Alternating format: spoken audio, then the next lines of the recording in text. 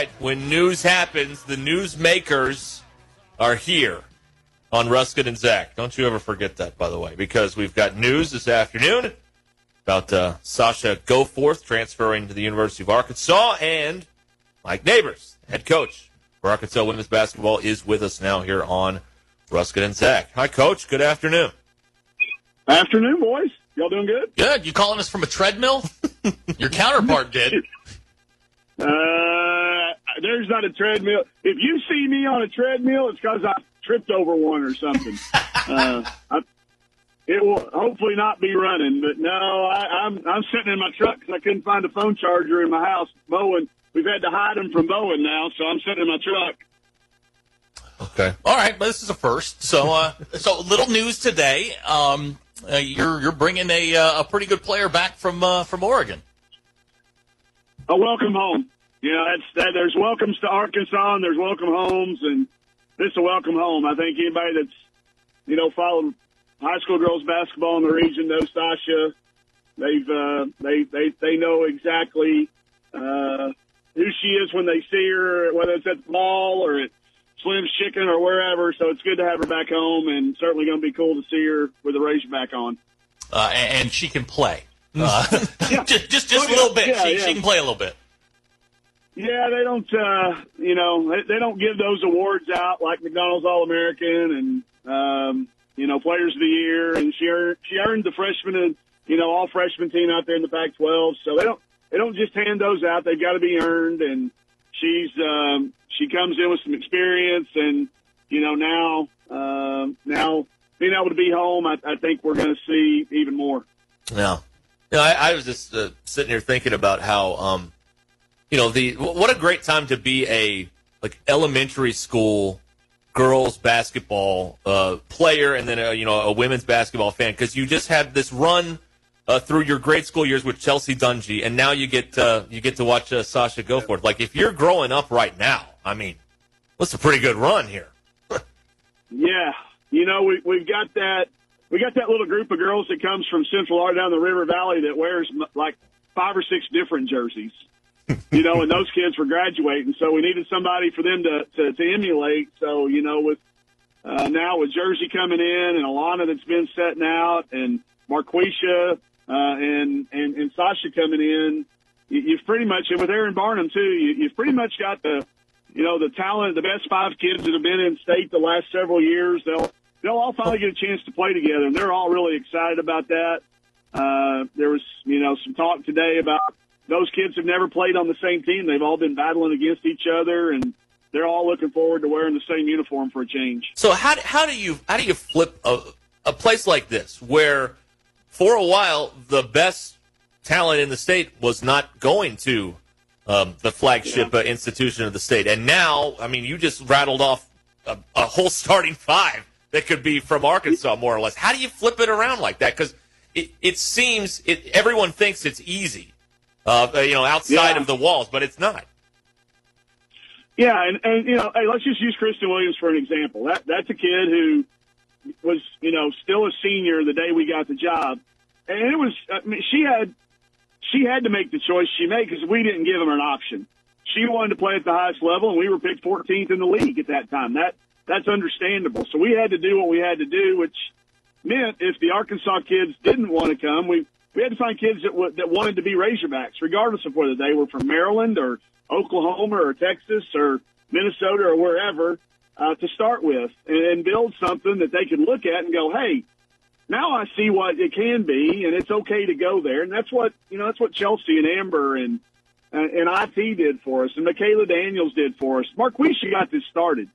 Marquisha will, to me, be that one that said, hey, I'm the best there is in this class, and I'm going to go to Arkansas and believe in it, and I'm going to do what needs to be done. And I know I might not win signing day. I might not get as many likes as somebody that goes to this school that has been winning, but we're going to do it. We're going to do it together. So Marquisha got it started, then Alana, and then Jersey, and now Sasha. I hope it's something we can continue. It's a challenge, no matter even if they are here. But I think we just saw what happened, what Coach Muss did. He had really good players, but when that Arkansas core said yes, that's a next level thing. So I think that's where we can go now. In the next 4 years, with this group and beyond, we can have really high expectations and a really high standard. We've broken down a few walls, back-to-back winning seasons for the first time ever. Now we can start to string some things together. We're getting a lot of questions about Sasha's eligibility. Is she ready to go right away? Well, the NCAA votes this week, Zach, on the immediate eligibility. All indications are that thing's going to pass, and yes, that would then be the case. If not, then there's a waiver process, which 99 times out of 100, if a player is moving closer to home, they are granted that waiver for immediate eligibility. So when she gave me the news today, I walked out to my truck, and then I walked 80 steps further to Fayetteville High School's campus. So I think that would fall under closer to home. If not, then we need to really examine what closer to home really means. But no, we'll be hopeful that there's eligibility immediately. The other part of that question may be how many years is that, and due to the COVID deal, she will have 4 years of eligibility as a Razorback to see where we're at the end of 4 years. You mentioned, Marquisha, you got Amber, she's coming back next year. Michaela's coming back. Then you add Sasha, you add Jersey. Your team's going to go from being a really good basketball team to suddenly one of the most athletic teams in the league with a 6'5" girl who can play point guard. Yeah, and from one of the smallest average team size-wise to one of the tallest.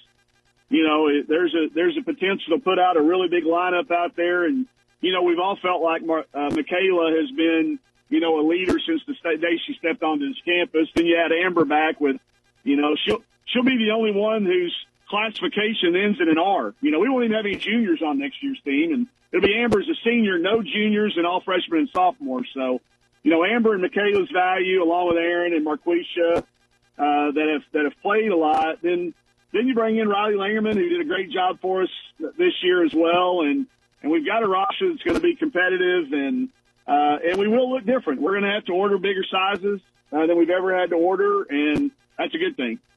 We're talking with Mike Neighbors, women's basketball coach at Arkansas, here on Ruscin Zach. Speaking of the NCAA, would you like to discuss the experience in the bubble? Sure. Yeah, I don't know exactly which way you're wanting to go with it, but it was, we were all there for a longer period of time than any of us could have ever probably prepared for, even before you played. It was different. But to get to play it was the big key. Our kids were very grateful. I actually had read the manual that told us there was going to be no weight room whatsoever down there for the first two rounds, so I wasn't initially as upset maybe as other people were, but it was clearly in our manual that there was going to be no weight room whatsoever because most teams don't normally lift prior to your first and second round games. But I do think it brought out some things that they're discussing this week that are good for our game. There have been inequities, and they've been well discussed, and I'm glad our kids are going to start to see some benefits from that. But our kids were grateful. They really were. I was proud of them. They wanted to get involved and talk about it and see it, but they handled it. I was really proud of how they handled it. And amongst all the other things they've had to deal with this year, with the social injustices and the crazy politics here and the COVID protocols, it may not have hit us as hard as some people took it, but I think it's good that the NCAA is going to take a look at it, and I think we'll see some changes. Have you had a chance to sit down with your staff, Coach Schaefer, Pauline, and just kind of go through this year and go, this was one of the most incredible, unusual years you've ever been through as a coach, and just kind of rehash it and think how incredible it was you got to the finish? Yeah, we did. We talked about it shortly we talked about it along the way, too. That was one thing. It wasn't just like an end-of-the-year meeting. We talked all the way through the year. But, the main goal that this group had was to play as many games as we could play. And, even after that loss, we were all really saddened. It was hard to digest and process. In a normal year, we would have got to host that first round of the tournament. It had been in Bud Walton Arena and 15,000 people probably. Maybe the outcome would have been different. But getting to see it on our kids' face, yeah, it was easy to quickly flip that switch to gratefulness and just glad that we got to have that experience in a year that it felt like we finished 2 seasons. You know what I mean? Like it was the end of 2 years, not just 1 year, because we never really got to finish last year. So we have talked about it. I'm sure we haven't grasped it entirely, but some of those things have already started to come out, and it's going to be remembered for a long time for a lot of reasons. Yeah. We're talking with Mike Neighbors here on Ruscin and Zach. Yeah, we're getting some questions. We're talking about Eric Musselman. I know the answer to this question, but when your season ends, so one of the first things you do is you go back to your office, you gather your staff around, and do you self-evaluate, self-scout, and just say, okay, these are the things, the 4 things that we need to work on going into next year? Yeah, I think you do. I think I've always been a little bit of a bright spot guy. I go back and say, what are the 4 things we were really good at? Let's stay good at those. Let's make sure we don't lose our bright spots, and let's focus on being sure we come back just as good at those, and maybe find 1 or 2 things, that we can improve on. You know, ours is pretty easy to point out. I think to make that knock down that next domino, we got to get better rebounding and defensively, and you can do that a lot of different ways. We've done it with added team size, and a little bit will come on focus. Then the other thing I think you'll see with just the changing of personnel, we'll be a little different in the half court. We'll be a little bit more emotion deliberate. We won't be as isolated driven because our players change. We won't have Chelsea. We won't have Slocum. We won't have, we lost Toll-Free 2 years ago. So you got to make those changes, and you do those gradually across the way. First thing we do get back, I clean my desk off. My desk gets piled up, and I bring a big trash can in, and I dump stuff, and I keep stuff. So we've been doing a lot of spring cleaning around there. Yeah. Good stuff. What else do you have for this? Andy Hodges actually has a question he just texted me, and I'll go ahead and ask it. He wants me to ask you about recruiting relationships today because you may have to recruit them again. I mean, you may lose somebody on the front end and then come back and get them a year, 2 years later. Yeah, Andy's he's up on stuff like that. And that's why Sasha called me. I mean, we talked about that. When she called me to tell me she was going to Oregon State, I remember it like it was yesterday. I was on the Nike trip. We were, and I was 4 hours I was in a time zone that was 4 hours ahead of hers. So I had to get up at 4:30 in the morning to get the call that she was going to Oregon State, which means I didn't sleep all night. I hadn't slept yet because I was anxious. And, I understood it. I never browbeat her. I didn't put her down. I didn't try to talk her out of it. I just said, hey, I understand what you've been through, and we're going to be nothing but fans of Sasha Goforth from now on. And I think that sticks with kids. I think if I'd have tried to talk her out of it or tell her what a big mistake she'd have been making, I don't think she would probably would have called us back. So relationships on our side of BPC are what it's all about. I think the same with Coach Musselman. I don't know that for a fact, but I know that on our side, understanding, and I think the kids call it respecting the decision. When I read it on social media, I think it's a really important part of the piece, and we've had great success getting kids back that initially have maybe chosen somebody else, and it's worked out. What's been your experience? I've always thought on the outside, Coach, that sometimes being from here and playing at that school, it's not for everybody. Like, you can't go to a gas station and not be recognized, and some people just aren't wired to handle that, and some people are. It's being from here. It's not as automatic as fans would like to think, because some people just aren't wired for that kind of attention. Yeah, and we are in a really unique place, guys. And people that haven't been away, and I wouldn't have known had I left, but it's not this way everywhere.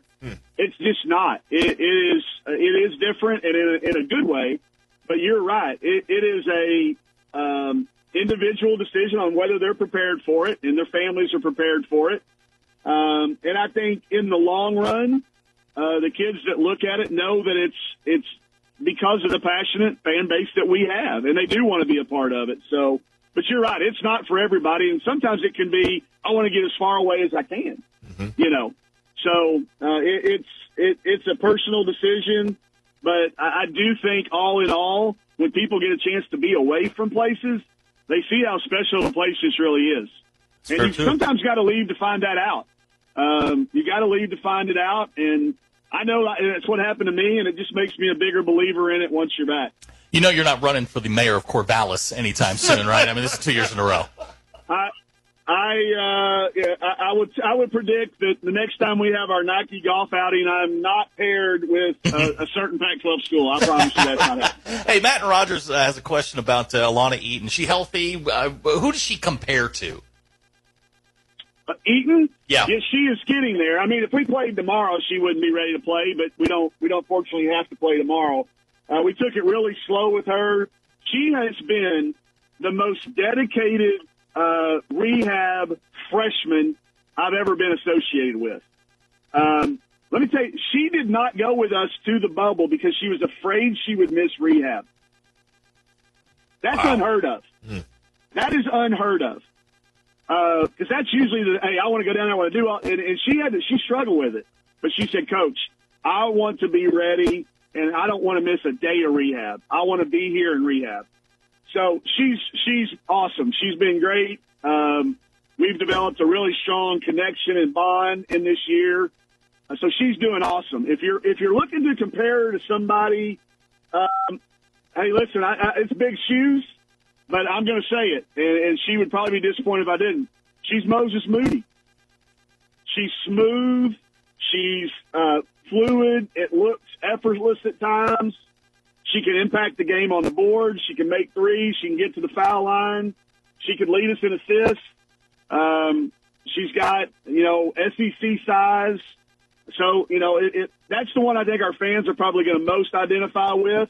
If you're looking for a recent Lady Razorback, and I'm not sure we've had a kid, maybe since Jess Jackson. How about Jess Jackson? A kid that can handle it, has got some size, can rebound, and affect the defensive end as well. So I'd say a combination between Jess Jackson and Moses Moody. Here's a question for you, Coach, from another listener. In terms of guitars, Telecaster or Stratocaster? I'm a Tele guy. Okay. Because I'm more of a country chicken picker. It's just got a little bit more, and Strats to me are more classic rock and riffs. I don't riff very good. Like I can't put together long solos. My solos are about 4 notes repeated over and over and over. So I can pretty much play any Poison song there is because C.C. DeVille only knew 4 notes. But I'm a Tele guy. Okay. That's a good question. Are you? That's a great question. How are are gigs happening this summer? Is there a plan there? Yeah, there's some hope. I was talking with Scott Verity, at the Razorback Foundation, also known as T. Scott when he puts his sunglasses on and becomes our drummer. Mm-hmm. Guys, if you haven't seen him, he's uber talented. This guy could back up anybody in the country. He can really play. We've got some really high hopes for Mary Heather and the Sinners. Mary Heather hit a couple of songs out on TikTok that just went crazy this summer during COVID. So, we're hopeful. I was talking to several people that book gigs, and they're all hopeful that live music will be back. And I got to tell you, it's the one thing I missed during COVID as much as anything is live music. So I hope we get it back. Now, I know you pretty well. What are you doing right now to keep yourself occupied other than getting 5-star top 20 talents? Well, I serve on a couple of NCAA committees that just wrapped up yesterday. So I've been doing a lot of prep work on those 2 things. You also know that we have another baby on the way due in August. So I've been doing lots of cleaning out of other rooms of our house to make sure we're prepared for the arrival of Bowen's brother or sister in my spare time. But on campus, just take care of those kids that we have. I mean, there's still a lot to do and preparation for when we do go out and recruit again. But there'll be some time for golf. There'll be some time for music. There'll be some time for fun stuff these next couple months. You ever get into those NCAA committee meetings? Because I got to imagine they're kind of stuffy, and you just want to torpedo those things and just see how many people you can make laugh. Yeah, I do. I have things running through my head all the time of what if I just stood up and started doing and then fill in the blank? Like what would happen if I did that? So they can get that way, but they move along pretty quickly. The NCAA ones aren't as bad as some of the other ones I used to have to do when I was a public school teacher. So I've found ways to entertain myself, but they actually move pretty quick. You don't break out in mime in the middle of an NCAA meeting? Gino looks at you like, what are you doing? No, that's reserved for other types of moments, other groups. Okay. All right. Mike Neighbors, head coach, Arkansas women's basketball, in the news again today with Sasha Goforth coming back to Fayetteville to play for the Razorbacks. Thanks for the time today, Coach. We appreciate it. Of course. All right. See you guys. Be good. Mike Neighbors with us here on Ruscin and Zach.